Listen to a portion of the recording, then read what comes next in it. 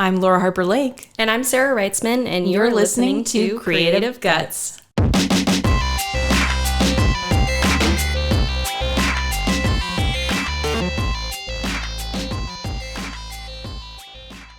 Hello, and thanks for tuning in to hear the story behind the Creative Guts podcast. We'll share with you all about Creative Guts and how and why we started the podcast. But first, let's kick things off by introducing ourselves. I'm Laura Harper Lake. I'm an interdisciplinary artist with a prime focus on painting, illustration, printmaking, and mixed media. I graduated with a degree in studio arts from Chester College, and I've been exploring creativity since I was a kid.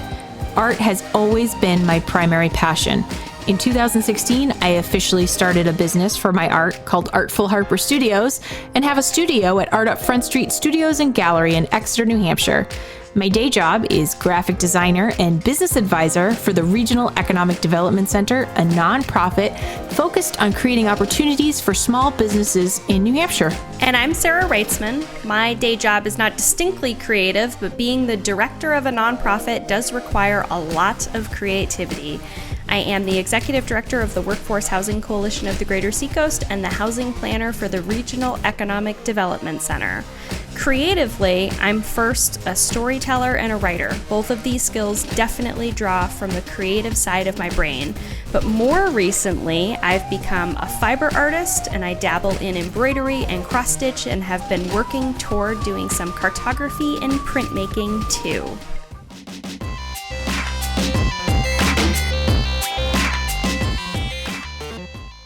Now that we've told you about us, we're going to tell you about Creative Guts.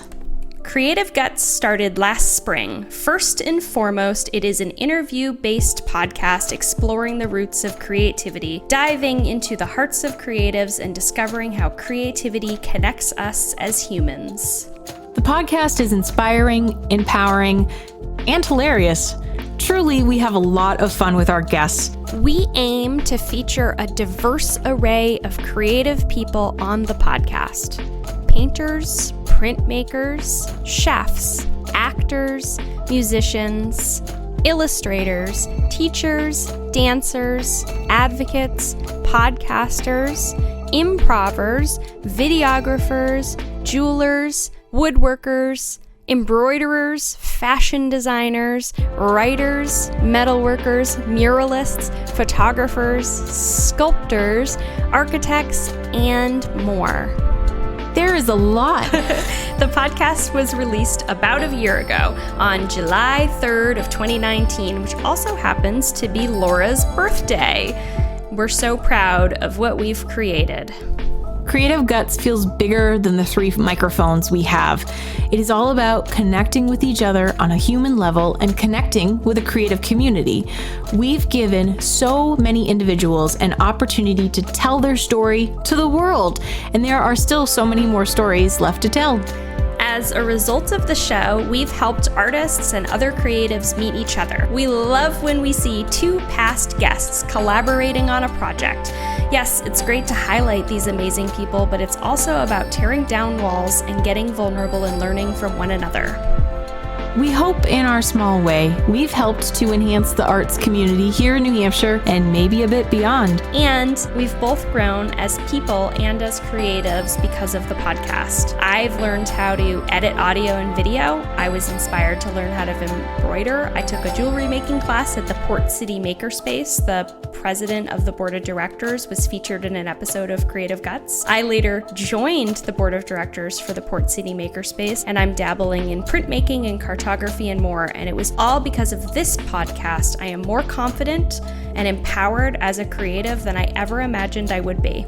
Out of the 2 words in the name of our podcast, I've really tried to focus on the second word, guts. This spring, the owner of Art Up Front Street put a call out to all the other 8 artists in the collective who wants to paint a mural on my building. Now, I have painted a few murals before, but never this big and never on an exterior wall, and it has been a few years since I'd even made a small one.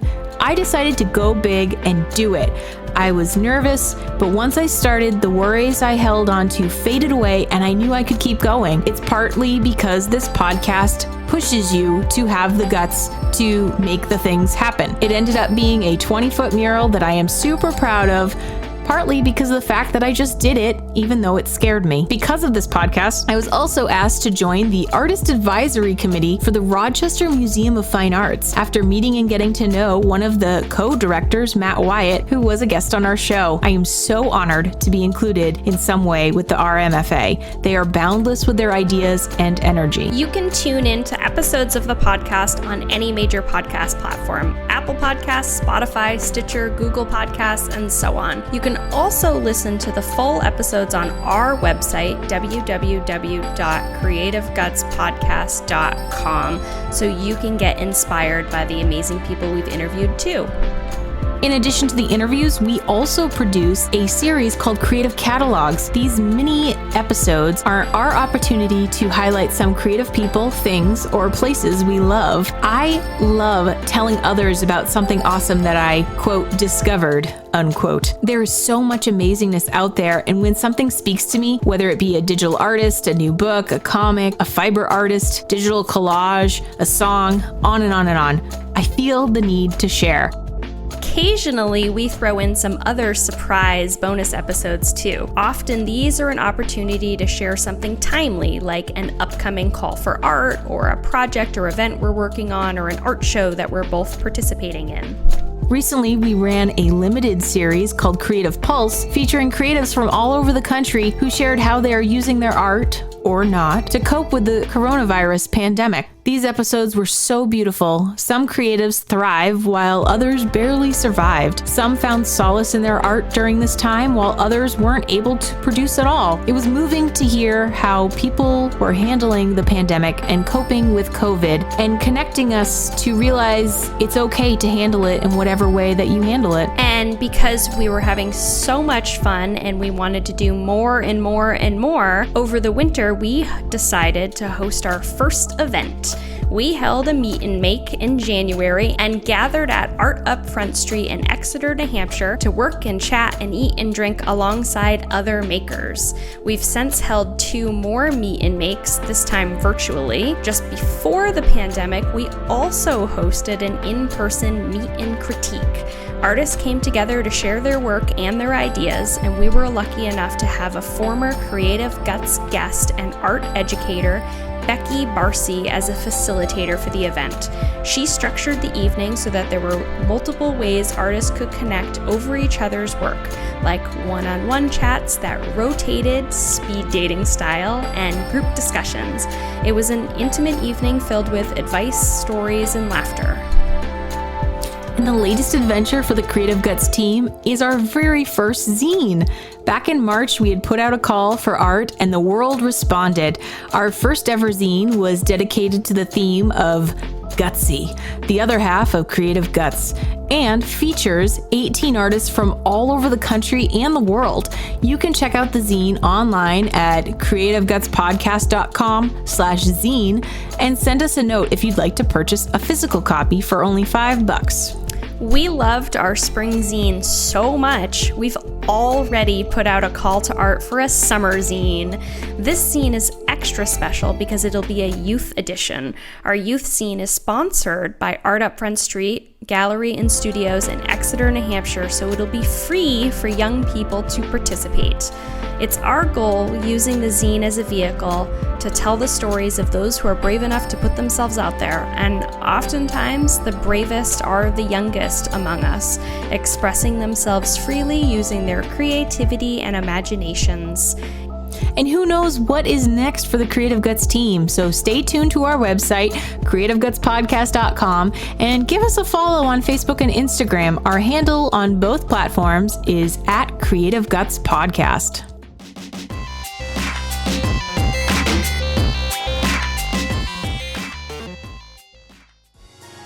We end each interview with a round of rapid fire questions. We thought we'd do that today as well. Rapid fire is exactly as it sounds. Quick questions with quick answers. We have a few questions about the art and science of podcasting that we're going to answer as rapidly as we can. First question, what are your favorite and least favorite aspects of podcasting? Actual interview of a guest is my favorite part, especially the end where it feels like we've been friends for years. The least favorite is actually the second round of edits that I have to often make.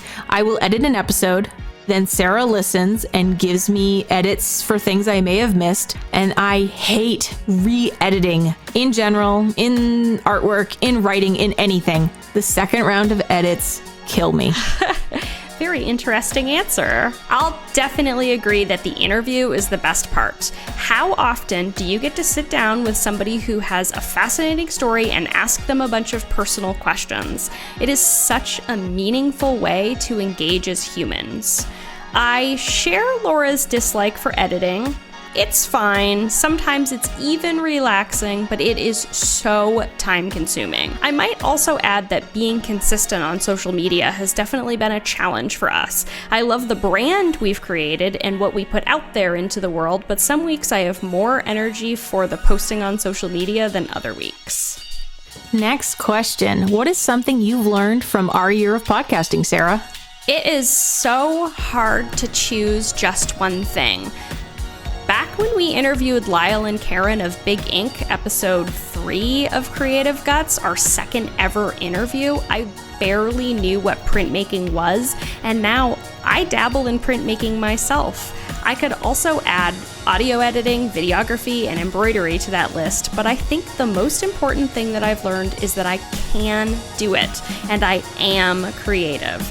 I grew up thinking that I didn't have the gene for creativity. It turns out that that's not how it works. I needed someone to tell me that, and Laura and 30 or 40 something other guests did the trick. For me, what I've learned is to relinquish creative control and trust my partner has my back. It has always been more about my comfort, as I'm a bit of a control freak, rather than my trust in Sarah. But like when you first do a trust fall, it gets easier and easier to rely on the other each time you do it. And thank God I have Sarah who has my back. Next question. Laura, what's an episode that you would point to and say, start with this one, to someone who's totally new to Creative Guts and looking to dive in? Gosh, that is tough because all of our guests have been really phenomenal. Aside from the first episode, which kind of lays out what we are, I would suggest someone start with Turkish Delights. He would probably be my pick. It has a perfect blend of serious inspiration and serious giggles. He is a silly, wonderful, generous man and an old friend of mine. It truly is an impossible question, and just so all of our listeners fully grasp the irony of that, I did write that question. I scrolled through our feed today trying to answer that question, and I thought, ooh, that episode was great. No, that one, over and over and over again.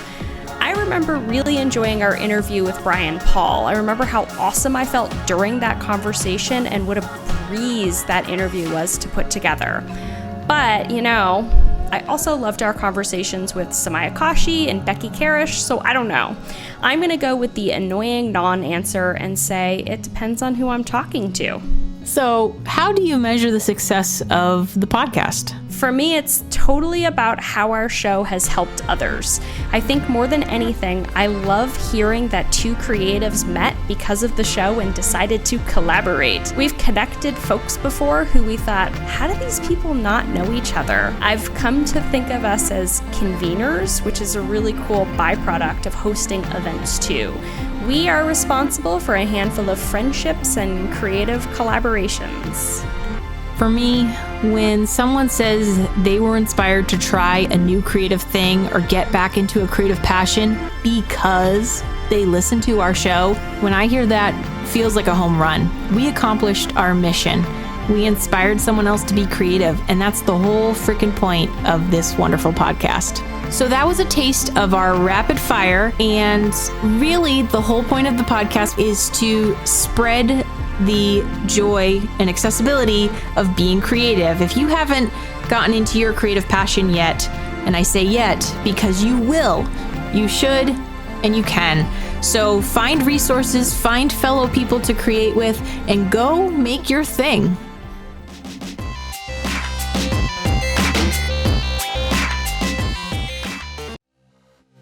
We also owe a huge thank you to Raphael Bastek, aka Bug. Bug is a musician, and his music has been a central piece of our podcast over the past year. Bug himself was the star of episode 6 of Creative Guts, so you can go back and hear his whole story. His beautiful music has been the backdrop to every episode of Creative Catalogs, our teaser trailer, and more. And thank you, as always, to our listeners who keep coming back. If you want to learn more about Creative Guts, you can find past episodes on all major podcast platforms and on our website, www.creativegutspodcast.com. Don't forget to follow and like us on Facebook, facebook.com/creativegutspodcast, and Instagram, instagram.com/creativegutspodcast. And we finish each episode the same way. Why should we not do that here? So with that, show us your creative guts.